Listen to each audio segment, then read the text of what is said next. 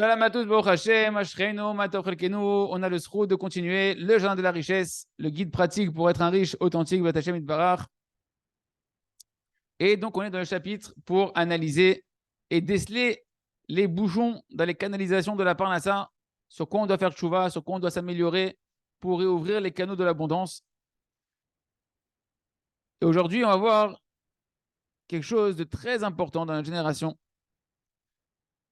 qui est d'apprendre à chasser toute tristesse dans sa vie. Parce que la tristesse, c'est un facteur qui va impacter directement la parnassa d'un homme. Ken, c'est-à-dire qu'un homme qui est dans la tristesse, il s'attire sur lui les entêtements. Il s'attire sur lui des signes de pauvreté que Dieu nous en préserve. Comme c'est marqué dans Sefer Amidot, dans le chapitre sur l'argent, c'est marqué là-bas, Atzvut, mafsid et ta parnassa. Rabbi Nachman dit clairement que la tristesse fait perdre la parnassa d'un homme. Donc peu importe ta raison maintenant, peu importe pourquoi tu justifies que tu dis que tu peux être triste, ça endommage la parnassa. Il y en a qui pensent que non, c'est pas tellement grave d'être triste, en particulier lorsque je vais regretter des mauvaises actions que j'ai pu faire, etc., des fautes. Au contraire, c'est une mitzvah d'être triste. Et ils se disent, je vais faire tchouva dans la tristesse, avec des prix, des prix, avec des pleurs, avec de la mélancolie, etc. Comprenez bien, Rabota, il n'y a pas de plus grande erreur dans le chemin de la tchouva, et c'est exactement tout ce que le Yetzer Hara il cherche dans les fautes, c'est d'amener dans ce chemin-là qui est la tristesse. Et ça, Rabbi Nachman nous dit de manière claire dans l'écouter Moharan, dans la deuxième partie, le Tiana, dans la Torah 48. 48, c'est Mohar. Mohar, c'est le cerveau. C'est le cerveau de la tchouva. Il dit là-bas, Rabbi Nachman, Atzvut mazik meod meod. La tristesse, elle endommage énormément, énormément. Avera gdolag sheyeshlo atzvut. C'est une grande faute lorsqu'il y a de la tristesse. Chaz shalom. Parce que la tristesse, nous dit Rabbi Nachman, c'est la sitra achara, c'est l'essence du mal, c'est l'effort du mal en elle-même. Comme ça, il ramène Rabbi Nachman le nom du Zohar HaKadosh dans Parashat Noach. Et Hashem Itbarach nous dit, Rabbi Nachman, sonné ota. Il haït la tristesse. Voilà, ça c'est clair. Rabbi Nachman nous dit que s'il emploie pour la tristesse que c'est une grande faute et pas pour les autres fautes, c'est pour nous dire que parmi toutes les fautes qu'Hachem haït le plus, c'est la tristesse. Et que qu'est-ce qu'il cherche le Yetzer Hara dans les fautes? La faute par laquelle il va te rattraper, c'est la petite faute en réalité, c'est la Avera Ktana. Même si tu dis, ouais, c'est grave ce qui s'est passé. Le Yetzer Hara, il a un autre plan derrière.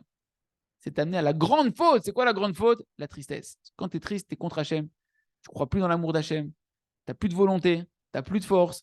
Tu es découragé. Tu es en train de te laisser aller. Et là, il est en train de te capturer. Je ferme la parenthèse. Au contraire, nous dit le Rav, il donne le conseil à Rabbi Nachman que c'est seulement lorsqu'un homme il est dans la simcha, dans la joie, qu'il peut arriver à un véritable regret, contrairement à ce qu'on aurait pu penser. Pourquoi? Parce que lorsqu'on est joyeux, qu'on se force de toutes ses forces de rester joyeux malgré les tempêtes qui nous attaquent de tristesse, alors tu te sens proche d'Hachem, qu'Hachem il t'aime. Tu vis la vérité qu'Hachem il t'aime de manière éternelle qui dépend de rien. Et à ce moment-là, quand tu sais que tu as fait ce que celui qui t'aime, tu sais qu'il t'aime, il continue de t'aimer, et tu sais que tu as fait quelque chose qu'il n'aime pas, alors tu peux commencer à exprimer un véritable regret sans tristesse, mais un véritable regret. Parce que tu sais que tu as fait le contraire de ce que celui qui t'aime, qui te fait que du bien, aurait aimé que tu fasses. Par contre, toutes les pensées, Rabotaï, les sentiments de tristesse, de mélancolie, de tous ces trucs-là là, de dépression, qu'un homme il pense, ouais, je vois rien, je suis un fauteur, je suis un mécréant, je n'ai pas de réparation, je suis foutu, il n'y a rien à faire pour moi. Tout ça, ce qu'on appelle mochin de katnout, c'est l'étroitesse d'esprit. Tu vois plus Hachem, ton esprit il est étroit, tu n'arrives plus à avoir l'amour d'Hachem. Qu'est-ce que ça engendre dans l'homme? Ah, tu crois qu'Hachem il t'aime pas, tu crois qu'Hachem, à cause de tes fautes, il t'aime plus, il n'est pas avec toi. Eh bien, la bracha, elle s'en va, mon ami. Hachem, il dit, tu m'as abandonné en fait. Ta tristesse, c'est toi qui es en train de m'abandonner parce que moi, je ne t'ai pas abandonné. Et donc, la personne, elle commence à creuser ses dettes, que Dieu nous en préserve.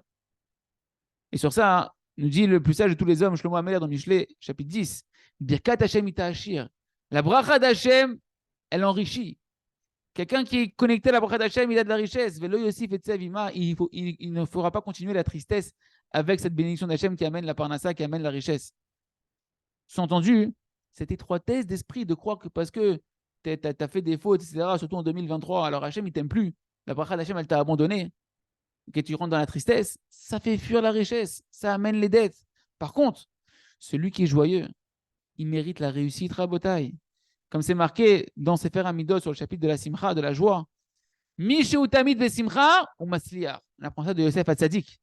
Celui qui est toujours dans la joie, indépendamment des raisons qui l'entourent et des situations qui l'entourent, des montées, des descentes matérielles et spirituelles, qui s'efforce d'être dans la joie parce qu'il sait que tout vient d'Hachem, tout est pour le bien, et qu'Hachem, il aime, ou Matzliar, celui-là, il réussit. Donc le message, je pense qu'il est clair à Botaï. Il faut se battre, comme il dit Rabbi Nathan. Il faut faire Messirut Nefesh, un sacrifice de soi. C'est le plus grand des combats. Tous les jours de rester Bessimcha. On a le droit de se faire attraper et de dégringoler de la Simcha, mais on a la Hidbo des doutes et les conseils de Rabbi Nachman et toute la Torah Gdosha pour s'efforcer chaque jour de regagner dans la joie, de rester dans la joie et attirer sur soi la parnassa, la bracha d'Hachem, l'abondance, et de faire ainsi une vraie teshuva par amour et transformer toutes les fautes en mérite. Razak, Ben et Trazek.